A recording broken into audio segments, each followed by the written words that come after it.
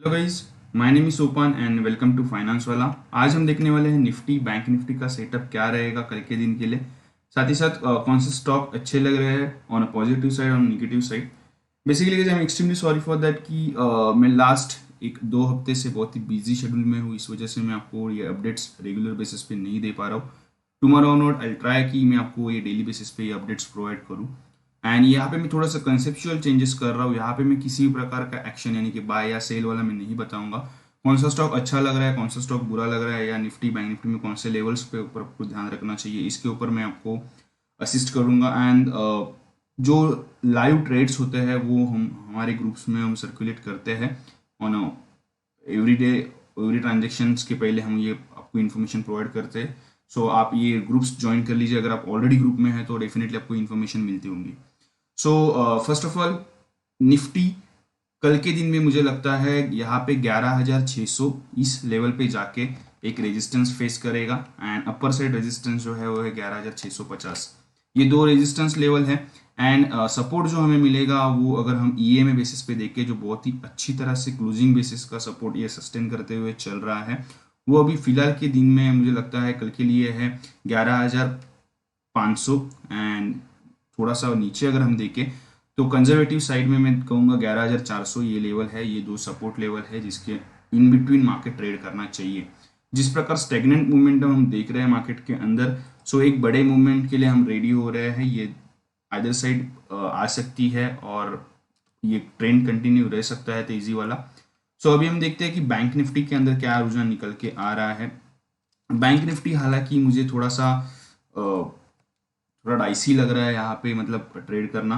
Reason ये है कि मूविंग एवरेज को सर पे ऑटो कर रहा है, लेकिन ये किसी भी वक्त ब्रेक हो सकता है। एंड जैसे ही ये 23,500 की लेवल के नीचे क्लोजिंग आएगी और इंट्राडे में अगर ये 23,000 की लेवल ब्रेक करता है तो यहाँ पे एक बड़ी डाउनसाइड खुलेगी जो लगभग बैंक निफ्टी को ट्रैक डाउन कर सकती है 22,400 तक। सो इसके ऊपर हमें नजर रखनी चाहिए। इवन कल का दिन भी क्रूशल है बिकॉज फ्राइडे है। ऑलरेडी जियोपॉलिटिकल इश्यूज जो है इंडिया में वो बहुत ही ज़्यादा प्रॉब्लमेटिक है इंडो चाइना के साथ। सो ये थोड़ा सा क्रूशल है कल की क्लोजिंग, इसके ऊपर हमें ध्यान रखना चाहिए। अपर साइड में रेजिस्टेंस जो बैंक निफ्टी में फेस होगा वो होगा 24,000 के नज़दीक। सो वहाँ पे जाते ही आप एक चांस ले सकते हैं for short selling. But again एक छोटे से स्टॉप लॉस के साथ 150 या 200 पॉइंट के साथ आप शॉर्ट सेलिंग कीजिए, या आप पुट बाय करके भी ये रिस्क ले सकते हैं। अभी हम देखते हैं कि स्टॉक स्पेसिफिक कौन से स्टॉक पॉजिटिव साइड में लग रहे हैं। आज के दिन में जो स्टॉक के अंदर मोमेंटम आया उसमें मुझे कल के लिए सबसे बहुत ही अच्छा या सबसे बढ़िया स्टॉक जो लग रहा है वो है टाइटन।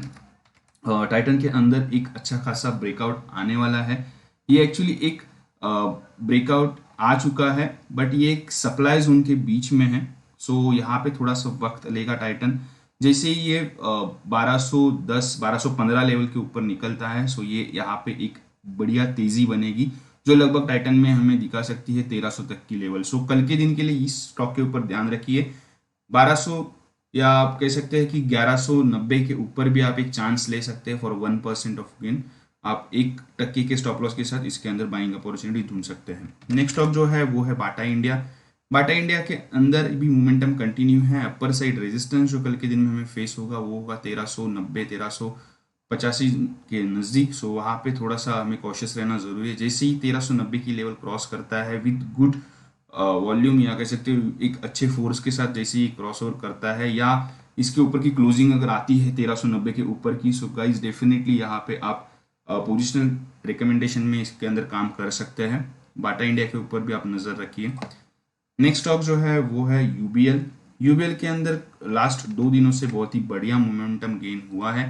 एंड ये स्टॉक एक अच्छा खासा ब्रेकआउट दिखा चुका है। अपर साइड जो इसको रेजिस्टेंस फेस होगा वो होगा 1200 के नज़दीक। सो तब तक ये स्टॉक में ये रैली कंटिन्यू रहनी चाहिए। एंड अगेन अगर हम देखें रिस्क रिवॉर्ड के हिसाब से तो अभी के वक्त में इसमें फ्रेश बाइंग करना थोड़ा सा डाइसी है बिकॉज थोड़ा सा भी अगर करेक्शन होता है सो इसका स्टॉप लॉस जो निकल के आ रहा है वो है 1090 के नज़दीक। सो ये बहुत ही बड़ा स्टॉप लॉस हो जाएगा। सो अगर आपके पास ऑलरेडी है सो आप इसको होल्ड कर सकते हैं। कल के दिन में इंट्राडे बेसिस पे अगर कुछ क्रूशियल लेवल निकल के आते हैं तो definitely I give it on WhatsApp group. Next stock जो है वो है विप्रो। ये भी इसके अंदर भी एक ब्रेकआउट आने की कगार पे है। ये बहुत ही स्लो मूव करता है, बट लास्ट 2-3 दिनों से या कह सकते 4-5 दिनों से जो वॉलेटिलिटी बढ़ी है इसके अंदर, सो ये बढ़िया है। इसके अंदर ये जैसे ही 285-286 की लेवल क्रॉस करेगा, सो वहाँ से एक न्यू बिल्डअप होना चाहिए। 288 के ऊपर कंफर्मेशन आ जाएगा, 290 के ऊपर मैं यहाँ पे फ्रेश बाय करने के लिए देखूंगा। सो विप्रो के ऊपर भी आप कल के दिन में नज़र रख सकते हैं। वैसे ही अगर हम देखें तो 2-3 दिनों से ये कंटिन्यू बेसिस पे 10-10, 15-15 रुपए का वॉलेटिलिटी इंट्राडे बेसिस पे दिखा रहा है। सो ये कुछ स्टॉक थे जिनके ऊपर हमें नज़र रखनी है फॉर बुलिश साइड। अभी हम देखते हैं कि बेरिश साइड में कौन से स्टॉक निकल के आ रहे हैं। सारे दिग्गज स्टॉक बेरिश साइड के अंदर निकल के आ रहे हैं। पहला जो स्टॉक है मैंने यहाँ पे लिया है कोटक बैंक। मुझे लगता है वीक होना चाहिए कल के दिन के लिए, जिस प्रकार आज की क्लोजिंग आई है। हालांकि तो बहुत ही साइडवेज मोमेंटम होती है इंट्राडे बेसिस पे। आप इसके अंदर अगर अपॉर्चुनिटी ढूंढनी है तो मैं सजेस्ट करूंगा कि 1380 के नीचे जाता है तो विथ कंफर्मेशन आप इसके अंदर शॉर्ट सेलिंग देख सकते हैं। बट तब तक के लिए मुझे लगता है आपको शॉर्ट नहीं करना चाहिए, बिकॉज स्टॉक अगर देखें तो बहुत ही वॉलाटाइल होता है। नीचे से बाइंग वापस आ जाती है, अच्छा खासा सपोर्ट इसे नीचे से मिलता है। नेक्स्ट स्टॉक जो है अगेन एक बैंक है, एक्सिस बैंक के अंदर मुझे लगता है थोड़ी सी वीकनेस बिल्डअप हो रही है एंड थोड़ा सा जगह यहाँ पे मिल रही है अगर आप शॉर्ट सेलिंग लेना चाहोगे। सो आज की क्लोजिंग भी बहुत ही मुझे लगता है बहुत ही बुरी हुई है। जो जैसे ही आज का लो ब्रेक करेगा आप वहाँ पे फ्रेश शॉर्टिंग अपॉर्चुनिटीज के अंदर ढूंढ सकते हैं और ये इसकी शॉर्ट सेलिंग कंटिन्यू रह सकती है टिल 460 लेवल तक। सो इसके ऊपर हमें नजर रखनी चाहिए फॉर सेलिंग साइड, और बेरिश साइड के ऊपर ये स्टॉक निकल के आ रहा है। अगला जो स्टॉक है भारतीय एयरटेल। एक अच्छे न्यूज़ के बाद स्टॉक में अच्छा खासा मोमेंटम गेन हुआ, बट वो सस्टेन नहीं कर पा रहा है। अगर हम प्राइस एक्शन बेसिस पे देखें सो ये एक करेक्शन के लिए रेडी हो रहा है। मूविंग एवरेज को जिस प्रकार इसने रिस्पेक्ट किया था आफ्टर वन ब्रेकआउट, ये वापस उनको रिस्पेक्ट करेगा तो अच्छी बात है। अगर रिस्पेक्ट नहीं करता है 534 के नीचे अगर कल के दिन में निकलता है सो वापस 524-520 लेवल तक ये नीचे ड्रैग डाउन हो सकता है। सो गाइज आपको इसके ऊपर भी नज़र रखनी चाहिए। अगर नीचे की तरफ मिलता है तो डेफिनेटली एक आप चांस ले सकते हैं with limited stop loss for buying. So इसके लिए थोड़ा सा इंतजार करना चाहिए। अभी भी ये थोड़ा बहुत कंफ्यूजन में है। फ्रेश बाइंग जो मेरी तरफ से है फॉर अ लॉन्गर पर्सपेक्टिव वो 616 के ऊपर है एंड इन बिटवीन अगर आपको पोजिशनल बेसिस पे लेना है सो मैं सजेस्ट करूंगा इसको 565 के ऊपर ही बाय करें। तब तक मत कीजिए बिकॉज यहाँ पे बहुत ही ज़्यादा वॉलेटिलिटी है। न्यूज़ भी अभी भी डाइजेस्ट नहीं हुआ ऐसा लग रहा है, एंड अगर डाइजेस्ट हुआ भी है सो भी इतना भी कुछ कॉन्फिडेंस दिलाने वाली चीज़ नहीं लग रही है कि जिसमें भारतीय एयरटेल में अच्छा मोमेंटम अपसाइड की तरफ बनते हुए नजर आ रहे हैं। नेक्स्ट स्टॉक जो है वो है रिलायंस। रिलायंस बहुत ही लिमिटेड रेंज में ट्रेड हो रहा है एंड उसको जो रेजिस्टेंस फेस हो रहा है वो है 2150 एंड डाउन साइड में इसको जो सपोर्ट मिल रहा है वो है 2050 का। सो एक 100 पॉइंट के रेंज में रिलायंस की बहुत ही ज़्यादा वॉलेटिलिटी है, बहुत ही ज़्यादा ट्रेडिंग हो रहा है। सो ये एक ब्रेकआउट होने के लिए अभी हमें इंतज़ार करना ज़रूरी है। इसके अंदर जैसे 2150 के ऊपर का ब्रेकआउट आता है तो मैं इंट्राडे में बाय करना चाहूँगा एंड जैसे ये 2050 के नीचे निकलता है तो मैं फ्रेश शॉर्ट करना चाहूँगा। इन बिटवीन ये आपको अपॉर्चुनिटी देगा, आप 2100 के नीचे शॉर्ट कर सकते हैं विद 10 पॉइंट्स और 12 पॉइंट्स के स्टॉप लॉस के साथ। एंड अगेन आपको फ्रेश अगर बाइंग करनी है तो आप 2120 या 2125 के ऊपर अब 10-12 रुपए के लिए आप बाइंग कर सकते हैं। बट ये बहुत ही छोटा ट्रेड है, रिस्क रिवॉर्ड के हिसाब से नहीं बैठता है। सो ब्रेकआउट के लिए ही इंतजार करना जरूरी है। ब्रेकआउट या ब्रेकडाउन के बाद ही मैं यहाँ पे अपॉर्चुनिटी लेना चाहूँगा। नेक्स्ट स्टॉक जो है वो है HDFC लिमिटेड। अगेन गाइज ये भी इंडेक्स का बहुत ज़्यादा वेटेज रखता है।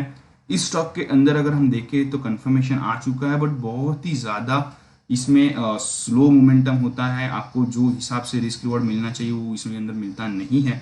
सो कल के दिन में मुझे लगता है अगर ये 1800 लेवल के नीचे निकलता है तो डेफिनेटली एक चांस लेना चाहिए। एक 20 से 15 रुपए की एक इसमें डाउनसाइड मोमेंटम बन सकती है जिसके ऊपर आप बेट कर सकते हैं। नेक्स्ट स्टॉक जो है वो है ब्रिटानिया।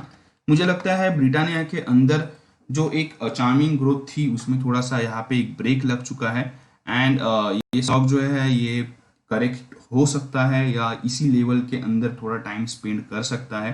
कल के लिए मुझे लगता है ये अगर एक सर्टन लेवल ब्रेकडाउन करेगा जो मुझे निकल के आ रही है 3735 के नीचे निकलता है, सो मैं डेफिनेटली एक यहाँ पे अपॉर्चुनिटी लूंगा for further 1% down side with a limited stop loss of today's closing. 15 या 20 रुपए के स्टॉप लॉस के साथ आप इसके अंदर शॉर्टिंग अपॉर्चुनिटी ढूंढ सकते हैं। ये स्टॉक मुझे वीक लग रहा है।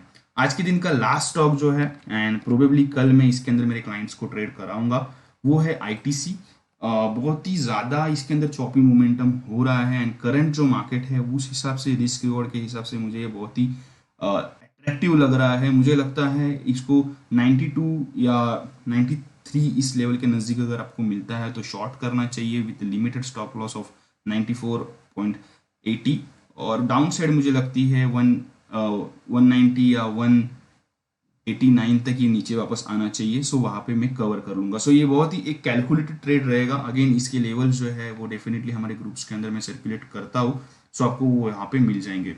सो गाइज ये था कल के दिन का overall setup and I try कि सर मैं आपको सर ये कंटिन्यू बेसिस पे प्रोवाइड करूँ on daily basis. Thank you guys. Have a nice trading session ahead. Have a good day.